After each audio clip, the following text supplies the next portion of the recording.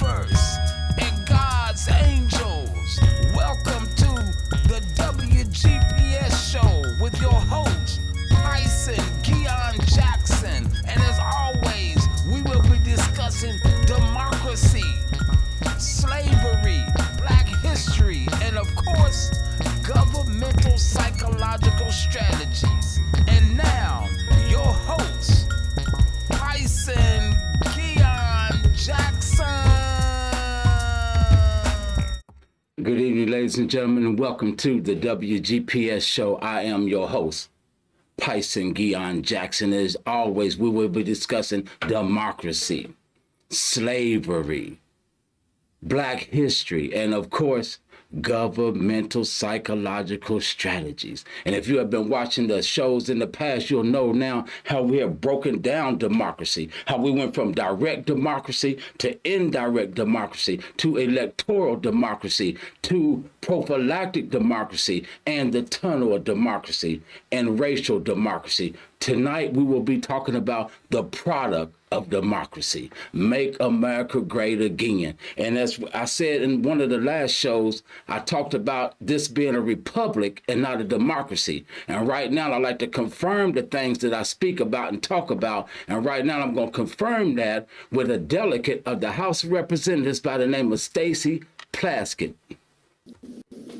In order to carry out President Trump's mission to prevent the certification of a presidential election, it was an attack to our republic, to our democratic process.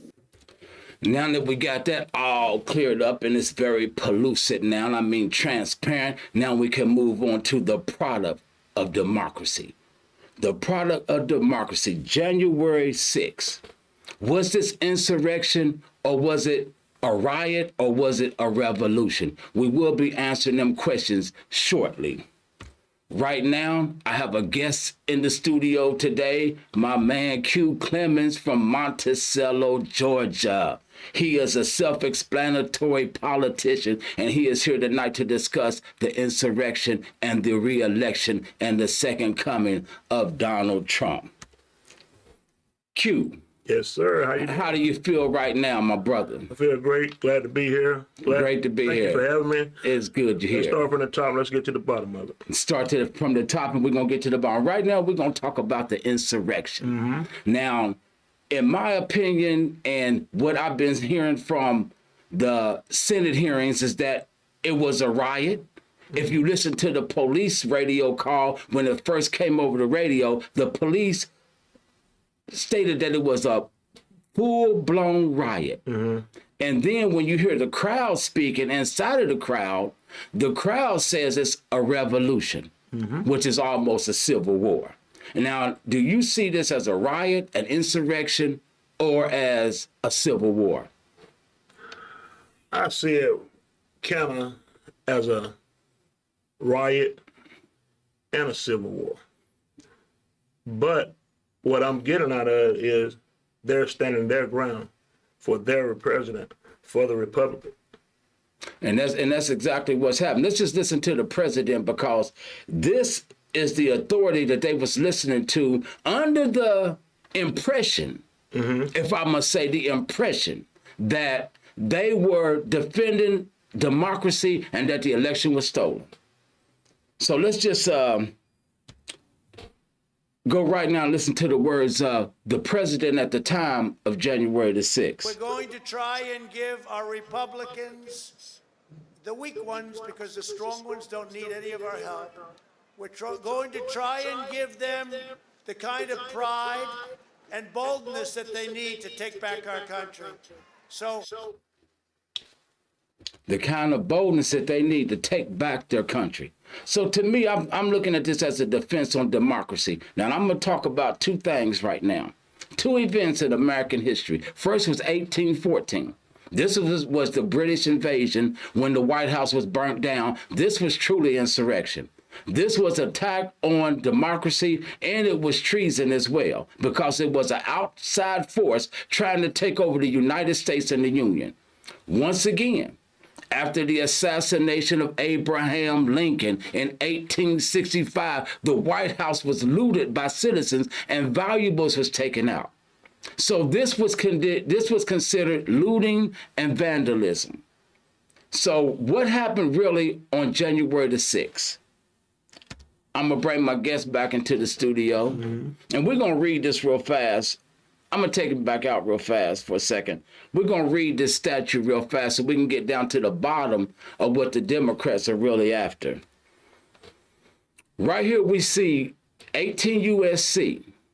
Code 2383, rebellion or insurrection. Now, what the American people need to know, that the strategy of the Democratic Party right now is to eradicate the Trumps from running for a political office in this country, the United States of America. If you look at the bottom line of this statute, it says if you're convicted, you can never hold office in the United States again.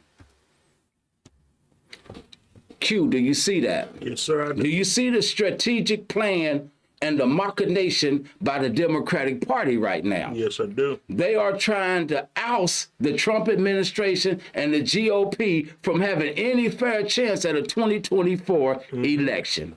Now, will there be a re-election? I should think so. It should be. I hope so. 2024, Donald Trump. 2024, Donald Trump. This is what we're looking at.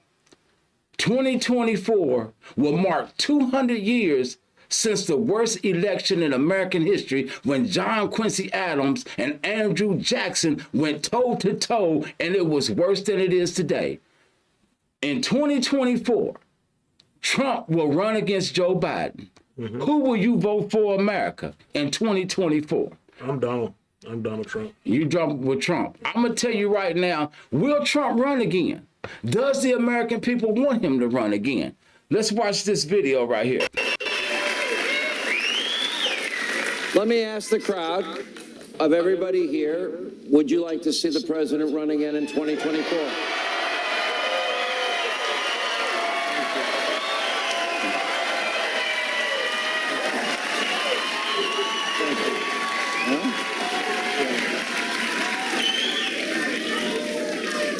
You're not going to answer, but I have to ask. Where are you in the process of, let me ask you this without giving the answer what the answer is. Have you made up your mind? Yes. Yes. So you see right here, Donald Trump has made up his mind. He didn't give an offinitive answer, but he has made up his mind. And I believe I know what the answer is. I'm going to bring my studio guest back, Q Clemens. Q, do you know what Donald Trump's plans and intentions are for 2024? Do you believe he'll run for office again? I believe so. I really do, because of the simple fact is, I think he's going to run for office again, not just for the people, for Congress. We're looking to get the old heads out, get new in, get new things coming. And that's one thing about the United States. We don't want to move forward. And I feel like Donald Trump is the president who want to move forward. That's why I'm at with the situation as right now. So when Donald Trump is moving forward, now we get this impression by Donald Trump being a racist, and we're going to get back to that in the third segment of the show. But right now we get ready to move to slavery and black history real fast, because my time is running out on this particular subject here. But Donald Trump in 2024 is planning on running for the presidency again. Now, my reason for voting for Donald Trump is very simple, and I'm going to play this short clip right now so you can understand the type of person that I am and the type of people that I would vote for. And then the report comes out, and they didn't even say, they hardly even talked about it. Should he have gone to the FBI when he got that email? Okay, let's put yourself in a position, you're a congressman. Somebody comes up and says, hey, I have information on your opponent. Do you call the FBI? I don't think, coming from I'll tell you what, you do. I've seen a lot of things over my life. I don't think in my whole life I've ever called the FBI. I don't think I ever called the FBI neither. I don't even think none of my friends have ever called the FBI. I don't even think my friends would appreciate me even telling them that I called the FBI. True. So this is why I would vote for Donald Trump, because I know the history of Donald Trump. And when we get into the third segment of this show tonight, Q, we will be dealing with the racist part of politics. and the racist individuals that are involved in politics. And the Bible says, judge not by appearance, but judge righteous judgment. And that's what we're going to do tonight. We're going to break down in the third segment of this show who is actually prejudiced and racist and who is actually not. Is it Donald Trump or is it Joe Biden? Stay tuned and don't miss that third segment. Right now, we're going to move into slavery and Black history. And at the forefront of this right now, since we're dealing with the product of democracy, we're going to have to deal with Black Wall Street. And when we deal with Black Wall Street, we got to deal with this man right here, my main man, O.W. Gurley. Now, if you don't know O.W. Gurley was born in 1868 on Christmas Day. So that alone is an anointing, America. 1868 on Christmas Day. Now, in order to understand Black Wall Street, you have to understand the things that were surrounding Black Wall Street at that dispensation of time. And that's what I'm going to break down to you right now on the WGPS show. I am your host, Pison Guion Jackson. When we look at Black Wall Street, we look at an area in Tulsa that Black people were developing. It's no different than if you were in Columbus, Ohio, and you look at Short North. It's no different if you were in Detroit and you looking at Greektown or something. This is what O.W. Gurley was putting together. Now, to understand what was going on around at that time, you have to understand in 1896, this is where democracy produces racism. In 1896, listen to what I'm about to say. The Supreme Court, in a court case called Plessy versus Ferguson. That's right, Plessy versus Ferguson. The Supreme Court ruled that we were equal but separate. So by the summer of 1919, racial tension had begun to grow. So what happened was when O.W. Gurley had migrated from Georgia, because he was born in Georgia. He migrated to Tulsa in 1905. And between that period of time, he established and he gained a lot of financial wealth. In other words, O.W. Gurley was amongst the opulent. He was very rich. So he came and he put a hotel on this dusty road. And the day that Dusty Road was known as Greenwood District, he had hotels. He had a Black employment agency. He had laundromats. No, he didn't have no laundromats, but he had all types of businesses that he was running on in Black Wall Street. He was also a deputy sheriff. He was a deputy sheriff. He was deputized. But Wall Street had become a booming business. So by 1921 on Memorial Day, a man by the name of, cannot really remember, there's a Black man, and he had to use the restroom. And because of Plessy versus Ferguson, he had to leave and go to a place where Blacks were allowed to use the restroom. So he went to this hotel and he got on the elevator, and there was a lady on the elevator by the name of Sarah Page, a white woman. She ended up charging this Black man with assault. This upset an angry white mob, and they came to destroy and hang this white man. But Black people stood up and would not let the angry mob lynch the Black man. Now, you got to understand, too, at this time, the president of the United States, the 28th president, was a man by the name of Woodrow Wilson. Woodrow Wilson was deemed one of the most intelligent presidents in U.S. history. Also, Woodrow Wilson was deemed as a racist. His favorite movie was a movie by W.D. Griffith called Birth of a Nation, which gave adulation and praise to the Ku Klux Klan. This was the president of the United States' favorite movie at the time of Black Wall Street. Watch this. This is what Muhammad Ali had to say when we deal with Jim Crow. Because Plessy versus Ferguson brought forth Jim Crow. And in the book of Isaiah, in the Bible, Isaiah says the whole head is sick. From the White House to the parking meter, to the meter maid, the whole head is sick. We have to quit judging by appearance, America, and we have to judge righteous judgment. Watch what Muhammad Ali says. A man that went to Germany to fight in the Olympics for America threw his gold medal in the Ohio River. He didn't want to. Watch this, America. Won the Olympic gold medal in Rome, Italy. Olympic champion, the Russian standing right here and the Pole right here. I'm defeating America's so-called threats or enemies. And the flag is going, dun, dun, dun, dun, dun, dun.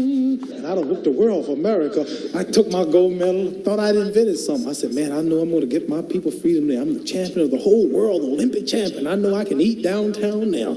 And I went downtown that day, had my big old medal on and went in the restaurants. At that time, black things wasn't integrated. The black folks couldn't eat downtown. The lady said, we don't serve Negroes. And I had to leave that restaurant in my hometown where I went to church and served in their Christianity and fought, and daddy fought in all the wars. Just wanted to go medal and couldn't eat downtown. I said, something's wrong. Something's wrong, America. This is the product of democracy. This is what democracy brought to America when the Supreme Court ruled in Plessy versus Ferguson. Black men trying to develop land and develop jobs and develop schools and education for themselves. But because of Jim Crow and democracy and the product of democracy, Black Wall Street was burnt down. And O.W. Gurley, he had to move to Los Angeles. He ended up being broken. That's where he died at, ladies and gentlemen, in Los Angeles. All of this is a product of democracy, a product of the Supreme Court rulings. This is a Republican. This is the WGPS show. I am your host, Pison Guion Jackson. And right now, we're about to get into our third segment. The racism of America and the racism in the White House. Who is the racist, Donald Trump or Joe Biden? I'm going to bring my studio guest back in right now and ask him a serious question right now. Q, do you believe in your heart that Donald Trump is a racist? No, I don't. You don't? No, I don't. Do you believe in your heart that Joe Biden is a racist? I do. And I believe in my heart the world is a racist too. The world is racist. The world is a racist. The world is racist due to democracy. Yes. Due to the Republica. Due to the people that run the country. True. Due to pluralism. Mm-hmm. This creates racism. Democracy is a product of racism. True. The Supreme Court ruled that we had to separate, and that was the destruction of Black Wall Street. Mm-hmm. Now, I'm going to sit here and I am going to determine racism. I don't know who's innocent. I don't know who's guilty. I don't know who's racist. I don't know who's not. All I can do is take the evidence that is presented to me and the evidence that my producers find and bring to me on clips or whatever, sound bites, about who's racist and who's not. So we all know that when Donald Trump departed from office, he pardoned a lot of people. Yes. Some of the people that Donald Trump pardoned was one, Weezy, is what the brothers call him, Lil Wayne. Mm-hmm. He also pardoned a man by the name of Kodak Black. So these men were facing gun charges and they were felons. I do not see a racist pardoning black people that have gun charges if he's a racist. Do you see what I'm saying? Yes, I do. I am going to say that by that video right there, I would not be able to tell you that Donald Trump was a racist. No.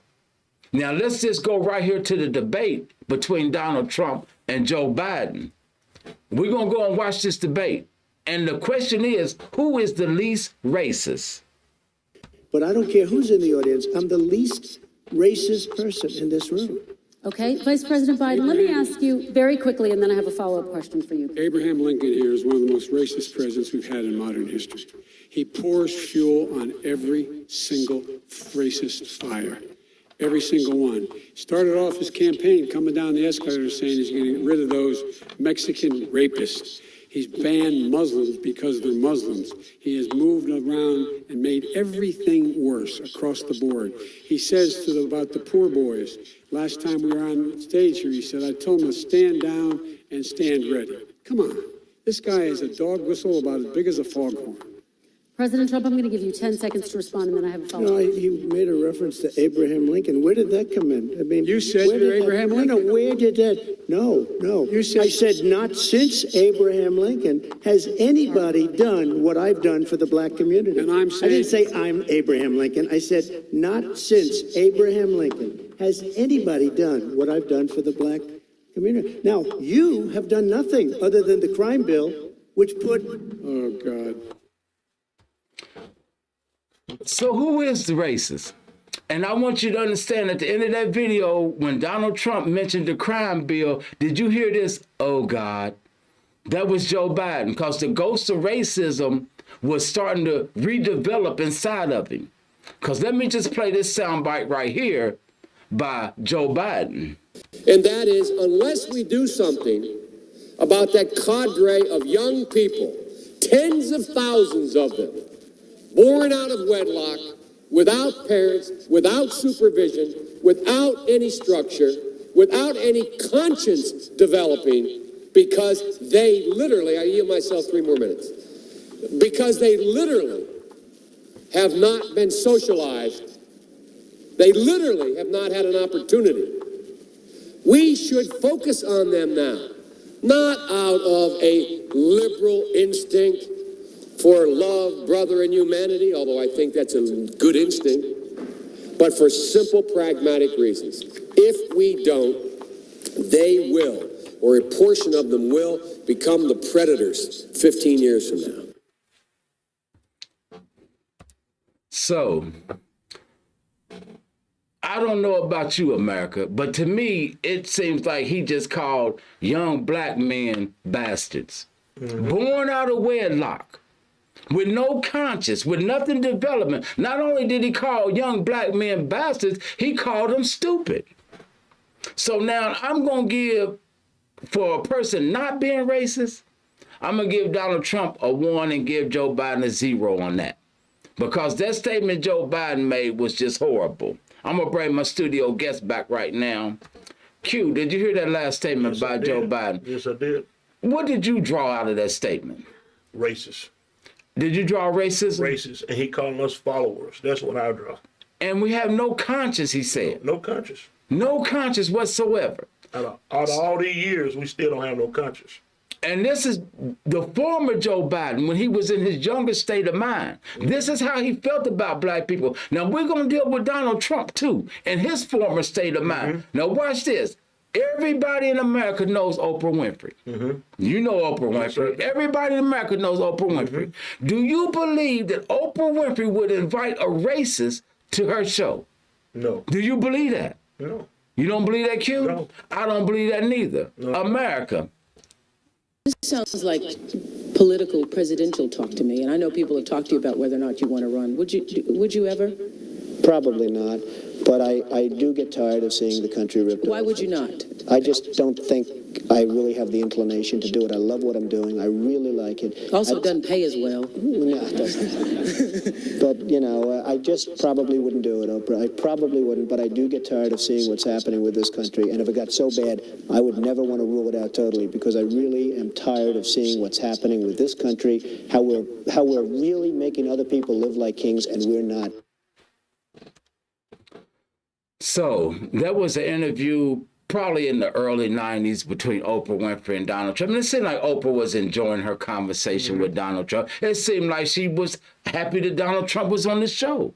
It seemed like she even admired Donald Trump at one point in that video to me. And it seemed like the crowd was enjoying the Donald Trump. Do you see it that way? Yes, I do.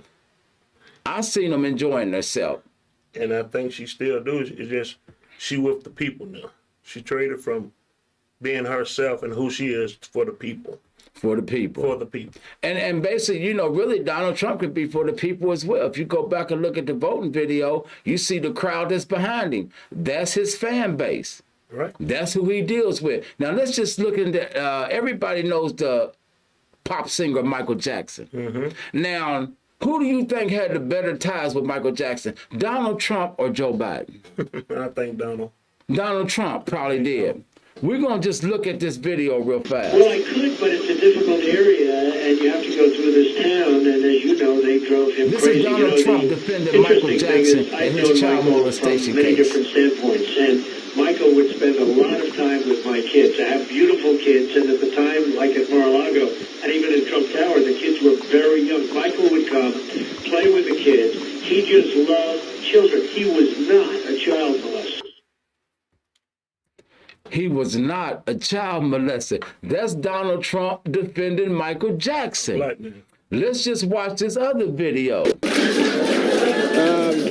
Speaking of fights, explain to me now what you were thinking about the Mike Tyson situation. Shortly after the verdict was announced that he had been convicted, he was guilty of the crime, you had a plan. Now, what were you thinking? What was I thinking? Yeah. I was thinking that as soon as he gets out, he's going to fight at my casinos. Yeah, but you can't buy your way through. Of course, I'm only kidding when I say that, folks. I wish I could say that. Mike Tyson was greeted at his door at 1 o'clock in the morning by a woman. He then... Well, we don't need to go through the case again. It's ridiculous. The woman was dancing at 8 o'clock, and this guy's in jail for 6 years. I don't understand it. I think it's wrong. Donald Trump thinks it's wrong. You heard what Joe Biden said. We need to lock him up. Not out of love, but for pragmatic reasons. So this is Donald Trump again. I'm going to bring my studio guest back. Do you see Donald Trump taking up for black people in these videos? Yes. He is defending rapists. He is defending child molesters that are black.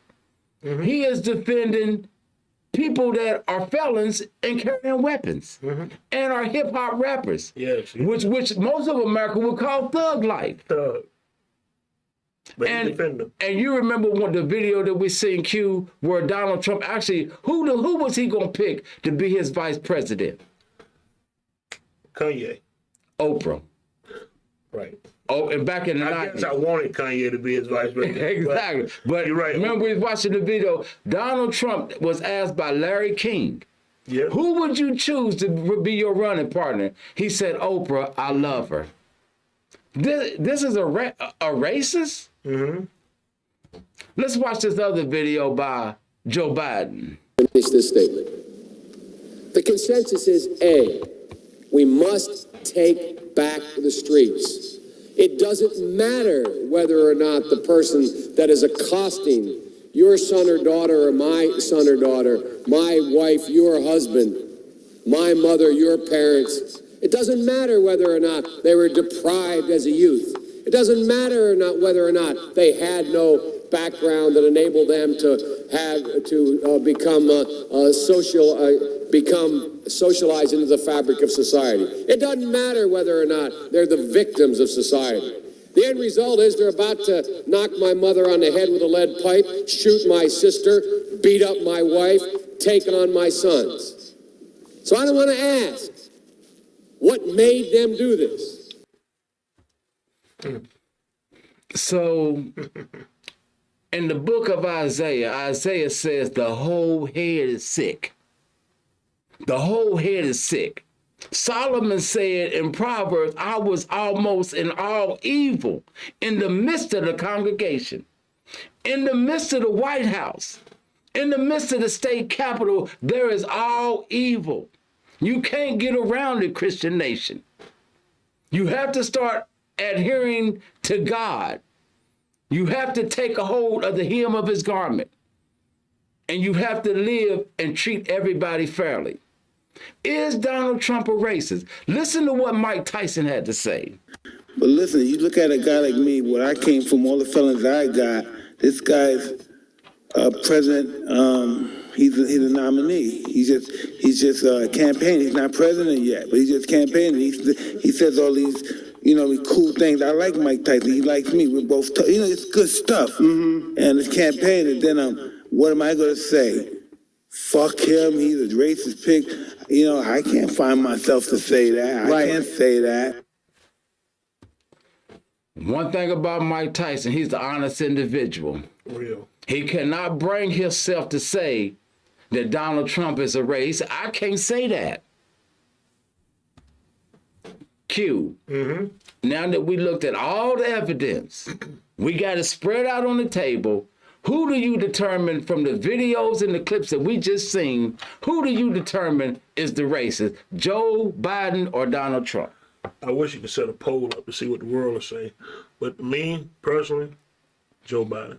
Joe Biden, from America, from the evidence that I just witnessed, Joe Biden. From the black people that I seen Donald Trump assisting and helping, I would have to say that Joe Biden is the most racist. Joe Biden said he don't care what their background was. He has to lock them up. That was his agenda. And that was back then. That was back then. This is the WGPS show. I am your host, Pison Guion Jackson. Right now, I want to thank my studio guest, Q, for being in the studio today. Thank you. Thank you for having me. We're going to be running another show here, me and Q, coming up here, and it's going to be entitled Forgiving R. Kelly. Tell them about that, Q. Hey, I'm ready. We're going to be forgiving R. Kelly. I'm so ready. Since you survived him, let's forgive him as well. Let's forgive him. Let's forgive him. And my mantra, as always, is America, put the guns down and put your hands up and praise God.